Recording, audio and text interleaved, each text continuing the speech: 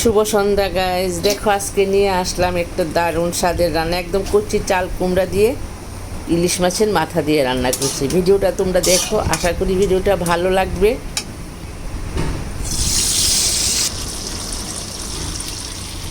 প্রথমে তো চাল কুমড়টাকে একটু সিদ্ধ করে নিয়েছি, আর দেখো একটু ভাপিয়ে নিয়েছি আগে, এটা একদম কচি ছিল। আর তারপরে দেখো মাছের মাথাটাকে ভেজে নিচ্ছি। মাছের মাথাটা ভেজে হালকা করেই ভেজেছি, কারণ ইলিশ মাছের মাথা ভাজতে বেশি সময় নেয় না, এটা অল্প হিটেই ভাজা হয়ে যায়। তারপরে এখানে শুকনো লঙ্কা আর দিলাম পেঁয়াজ, তারপরে একটু কালো জিরে দিতে হবে। কালো জিরে এটা ইলিশ মাছের সঙ্গে খুব ভালো মিলে।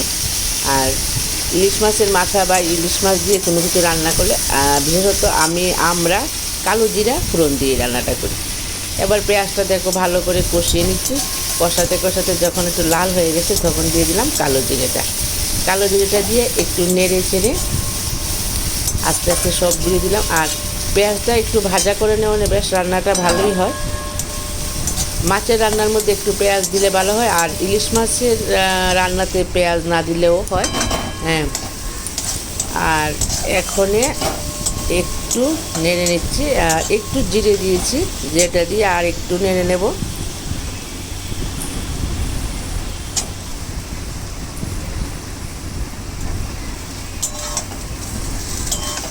এখন দিয়ে দিলাম সেই ভাজা মাথাটা।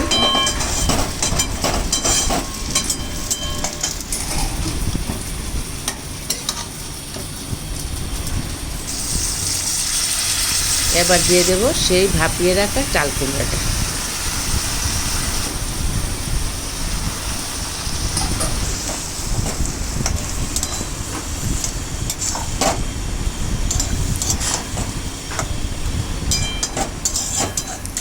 চাল কুমড়া দিয়ে একটু ভালো করে নেড়ে চেড়ে নেব। আর এখানে একটু কাঁচা লঙ্কাও দেব। কাঁচা লঙ্কাটা দিলে রান্নাটা একটু বেশি ভালো হয়।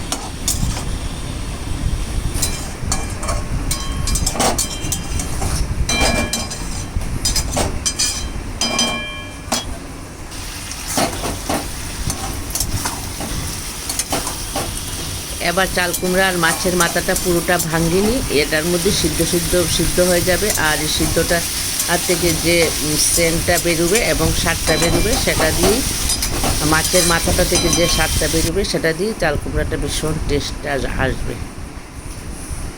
আর পুরো মাথাটা আমি ভাঙবো না, কারণ পুরো মাথাটা ভাঙলে তরকারিটা শুধু কাটা কাটা হয়ে যায়, তাই বড় বড় পিস করে ভাঙবো।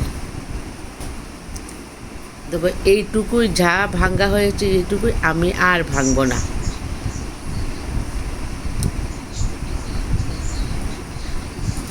এই যে এটা অর্ধেক করে নিলাম, আর অর্ধেকটা রয়ে গেল। মোটামুটি রান্নাটা হয়ে গেছে। দেখো খুব সুন্দর করে চাল কুমড়াটা মিশে গেছে। আর অত্যন্ত কচি একটা চাল কুমড়া ছিল, তাই ভাবলাম যে আজকে ইলিশ মাছের মাথাও আছে, আর এটা দিয়ে আমি রান্নাটা করে নেব। আর রান্নাটা করতে দেবো। রান্নাটা খুব সুন্দর হয়েছে, একদম ভীষণ ভীষণ টেস্টি একটি রান্না।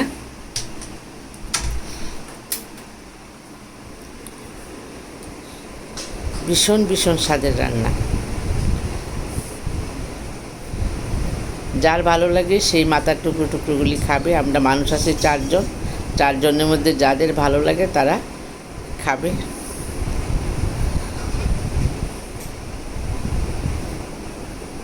একটু ঢেকে দিয়েছি। ঢেকে দেওয়ার পরে দেখো একদম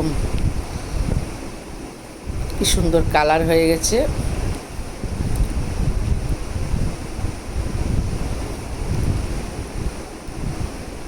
আশা করি বন্ধুরা ভালো লাগবে। যদি ভালো লাগে একটা লাইক, একটা সাবস্ক্রাইব দিয়ে আমার পাশে থেকো।